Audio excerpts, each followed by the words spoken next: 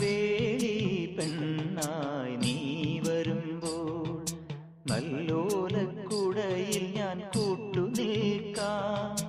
വേളി പെണ്ണായി നീ വരുമ്പോൾ നല്ലോലക്കുടയിൽ ഞാൻ കൂട്ടുനിൽക്കാം. തുളസീദളമായി തിരുമലരടികളിൽ വീണന്നമ്പലപ്പുഴി ഉണ്ണിക്കണ്ണനോടു നീ എന്തു പരിഭവം മെല്ലയോതി വന്നുവോ. കൽവിളക്കുകൾ പാതി മിന്നി നിൽക്കവേ എന്തു നല്ല